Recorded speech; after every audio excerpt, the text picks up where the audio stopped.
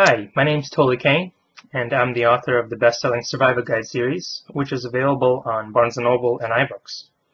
This is the 17th in the Survival Guide video series, and today we're going to be unboxing Apple's newest creation, here the iPad Air, and this is their 5th generation iPad, and this is currently their flagship device.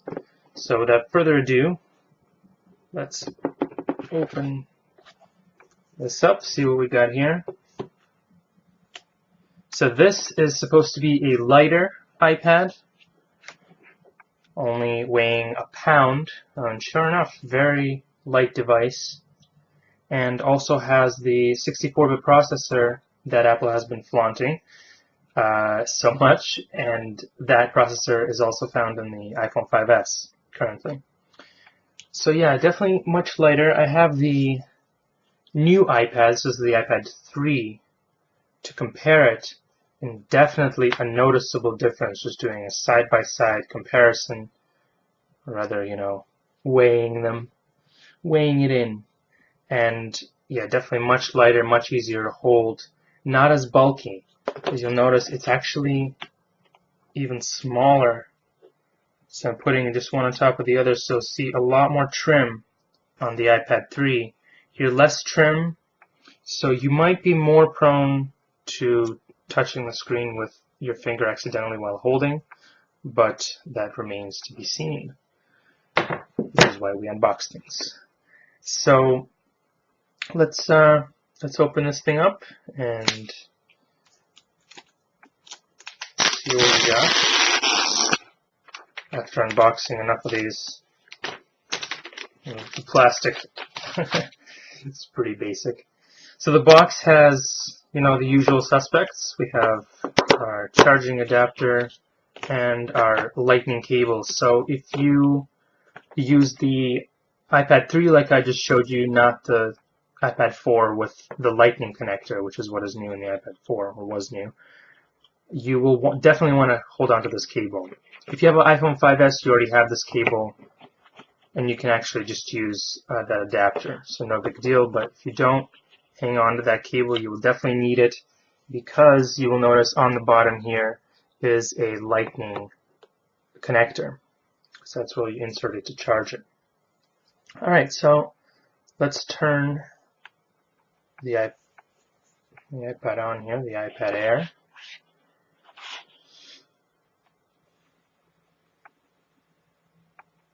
So let's see how much snappier this process really is. So it's this trim here is different. So this is the space gray version. So see here, more kind of a silver color, and here more of a gray color. Also, it's smoother. The back is definitely much smoother, much nicer to hold. Everything else seems to be the same. Lightning connector, I already showed you. Power button here on the back. And instead of the volume rocker, we now have 2 buttons. So whereas on the iPad 3, you'll notice we have the rocker. Here they're actually separate buttons. But the side switch is still here, so everything's still in the same place. Very familiar, as Apple likes to do it. So if you already used iOS 7, this is probably not new to you. It runs iOS 7. So we'll get started. I'll choose English here, and United States. So we'll just go ahead and connect to a wireless network, and I enter my secret password. And once you're connected to Wi-Fi, it's going to ask you whether you want to use application services. I do.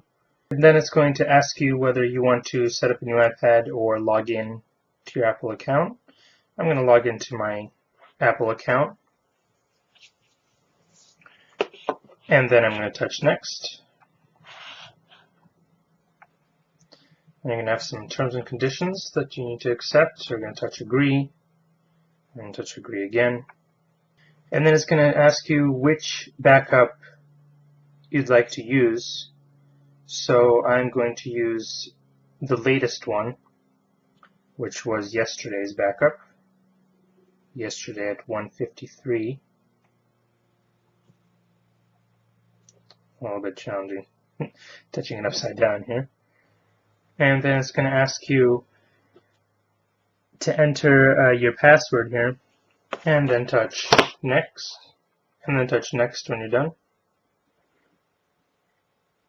And that will allow you to restore all your purchases and make sure that you're ready to go in case you had another iPad or an iPhone and you'd like all your apps and everything to be restored. That way you don't have to pay, for the purchased apps again. Looks like it's gonna have to restart.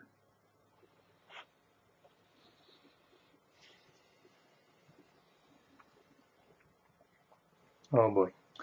And after it restarts, you are ready to go. And if you've never used iOS 7, you can actually just slide anywhere to unlock. It doesn't have to be on the bottom.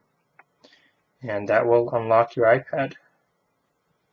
And actually entering your password is very good. It allows you to restore all of those purchases you've made. It will download the applications for you so you don't have to go through the hassle of looking for all your applications.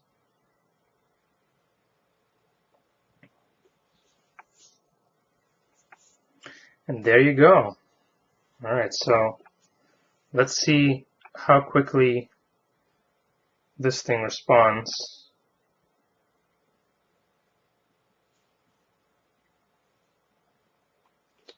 Looks like it won't let me go until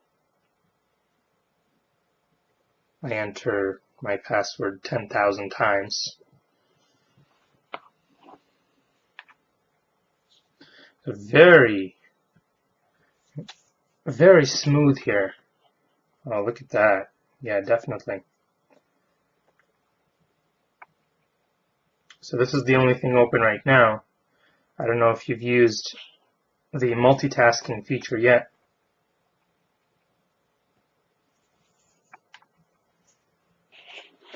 So it's definitely very smooth, much faster experience than the previous iPad.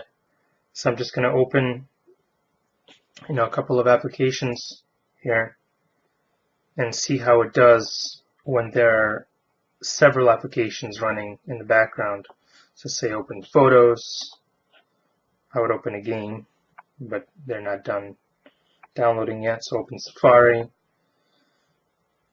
And now we're going to press the home button twice. Oh, look at that, yeah. Definitely goes right to the multitasking screen without a pause. If you actually notice, I'll compare this side by side with the iPad 3.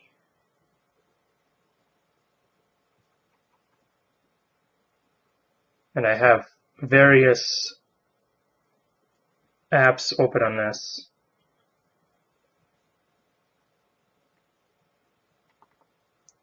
Look at that. Yep. See, it takes a second here to open to that. Here, it almost seems like before you even finish pressing the home button, it's already there.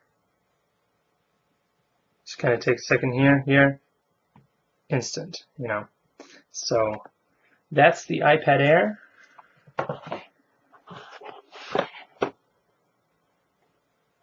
Much more fluid experience,